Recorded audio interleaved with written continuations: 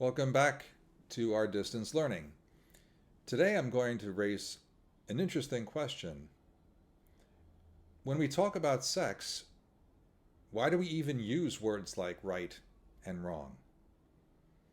I mean, why would God care what people do as far as that's concerned?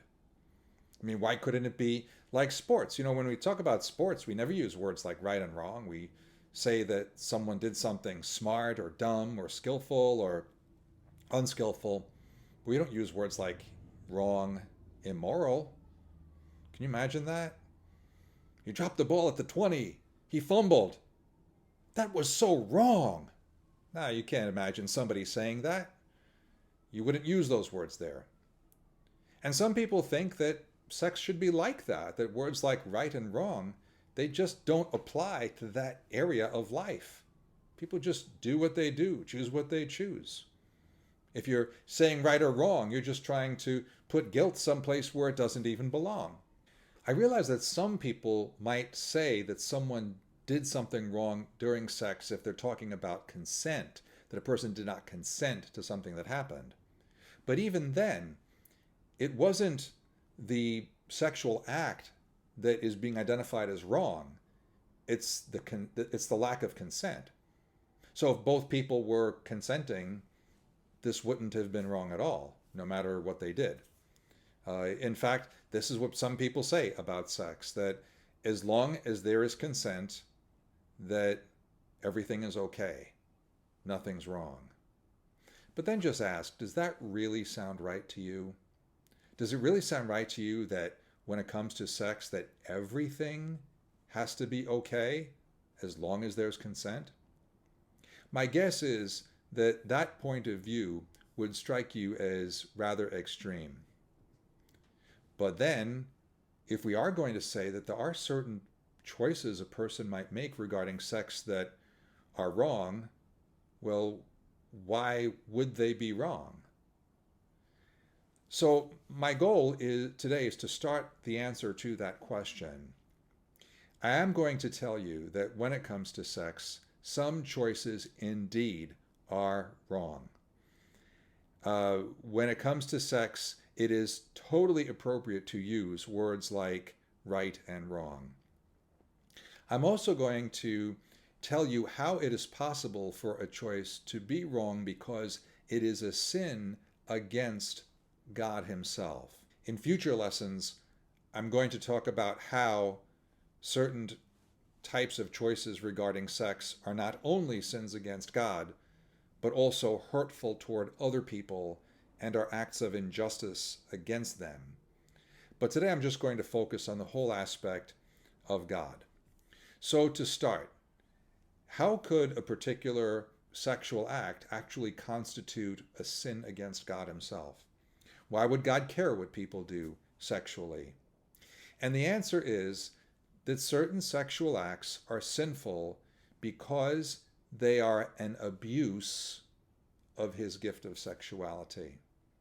God's gift of sexuality is something, as I've explained, magnificent, wonderful, and good. And therefore, it is disrespectful, wrong, and unjust to abuse this gift of sexuality. In other words, to use it in a way that goes against how God intended this gift to be used.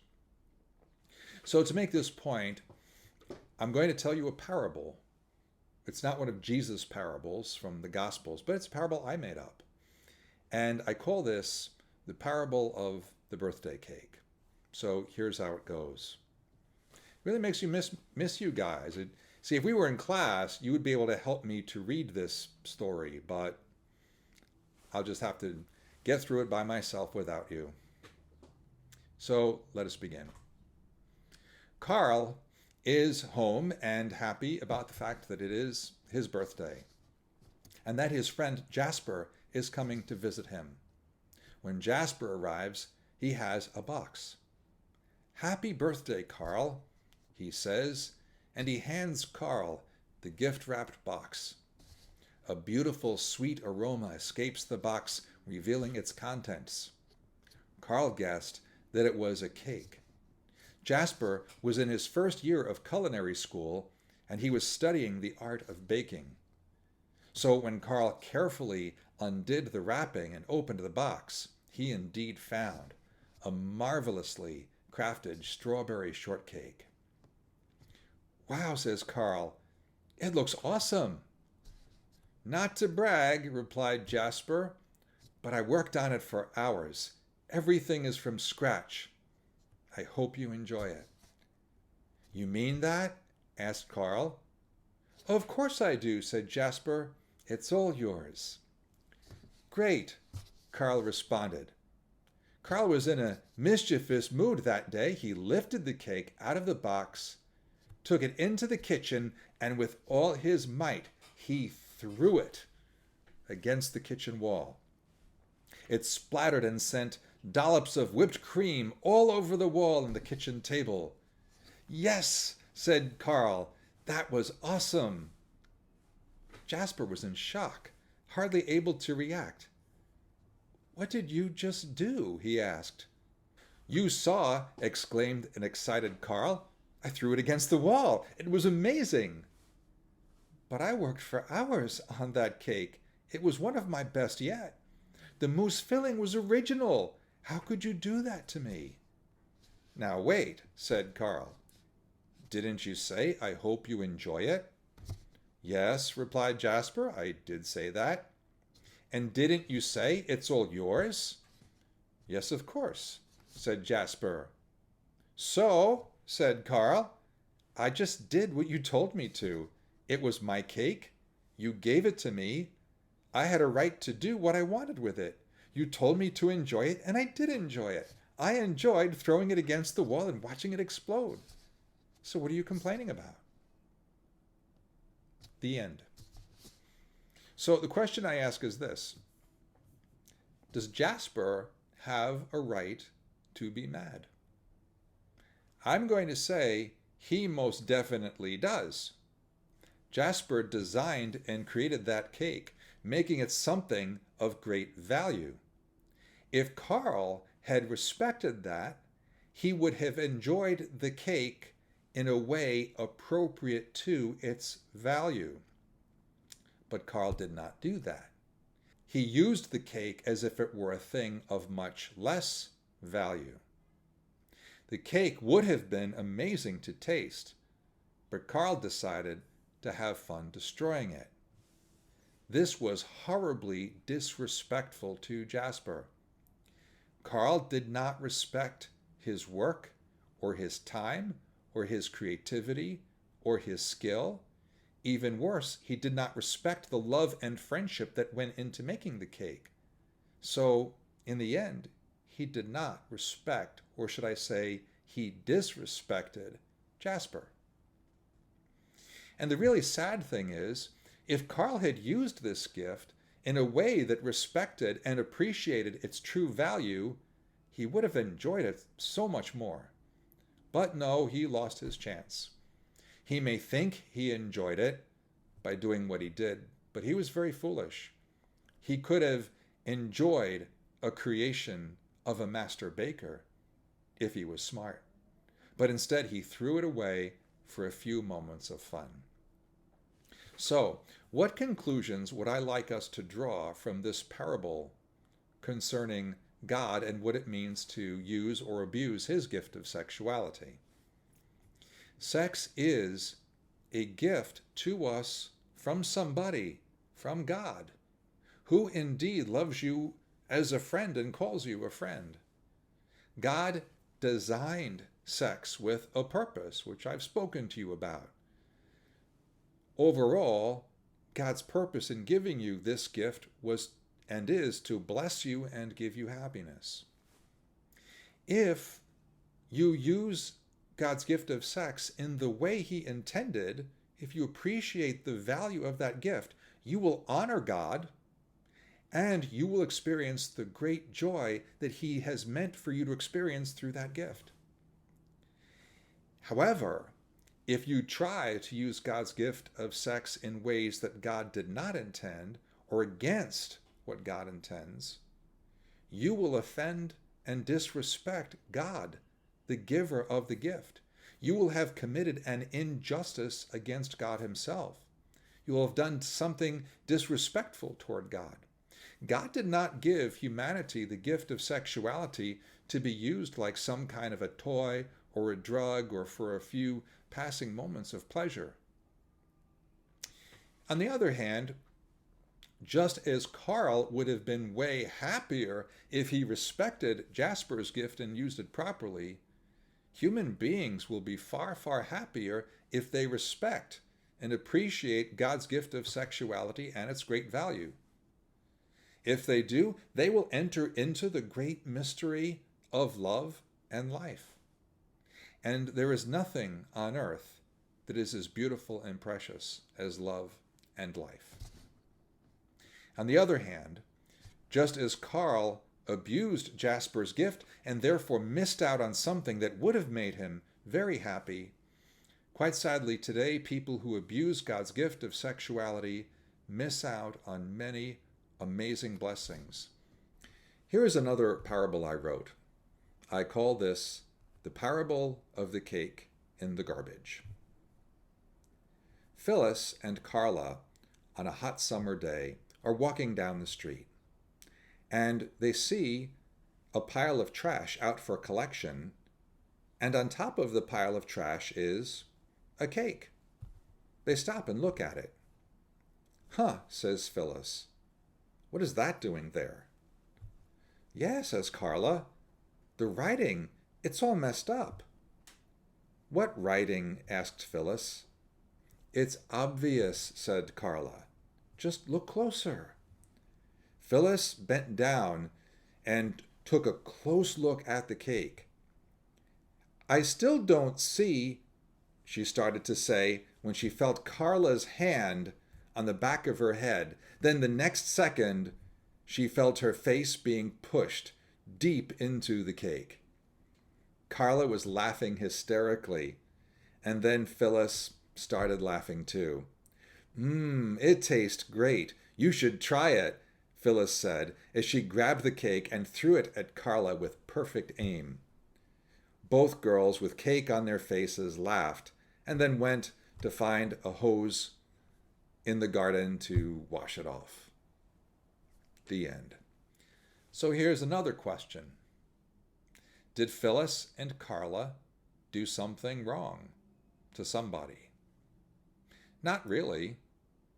In this example, in this parable, the cake was not a gift from someone. It was just there. It did not have any great value, which was shown by the fact that somebody put it on a pile of garbage. The point of this parable is to show the contrast between the way people regard sex when they believe there is a God and see sex as a gift from God versus how people see sex when they do not believe in God and do not see sex as any kind of gift. As regards people who do not believe in God, sex is not from anybody. It's not a gift. It's just something that's there. Maybe to them, evolution, a completely random process, put it there. So if that's the case, why can't people just do with it whatever they want? As I said, consent might be an issue, but as regards sex itself, why would there be any rules? No one is disrespected. No one is offended.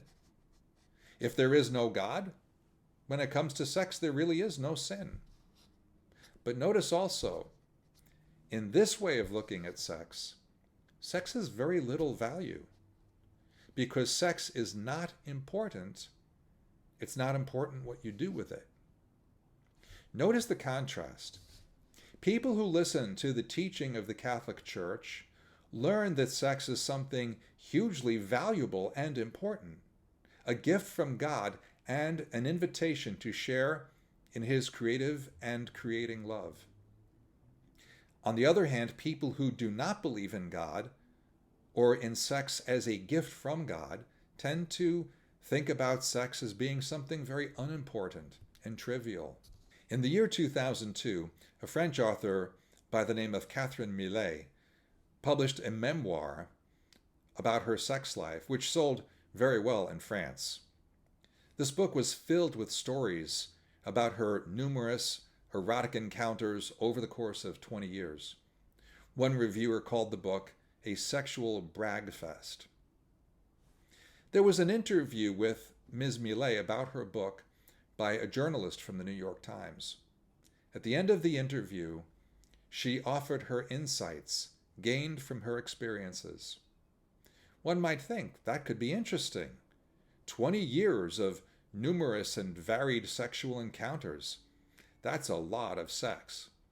She must know more about sex than just about anyone. She must have something to tell us about this. What did she say? What wisdom could she offer? What new insight can she tell us about sex that people don't already know? Here is what she said. Quote, "For a long time, people said that procreation was the point of sex. Today, people tend to think that the point of sex is pleasure, orgasm. But sincerely, I don't think there's any point to sex at all. People think there's some secret they'll discover in that black box of sex, which will help them to live better or make them happy. And in fact, there's nothing there at all." There you have it. If sex is not from God, then it's not a gift. If it's not a gift, then it's nothing at all. If it's nothing, you can do what you want with it. Who cares what you do with nothing? However, if you have some kind of a sense that sex is supposed to be something special, and not special because people decide to treat it like it's special, but special just because it is, well, that changes everything, doesn't it? If there really is something special about sex, then you have to ask, who put it there? Who gave this to us? And why? And how do we respect this gift? If you are thinking along these lines and asking these questions, even if you don't know the answers right away, I'm telling you, you are on the right track. Maybe you will figure out the answers to these questions. Or better, maybe you will let Jesus Christ and his church answer those questions for you. I'll see you next time.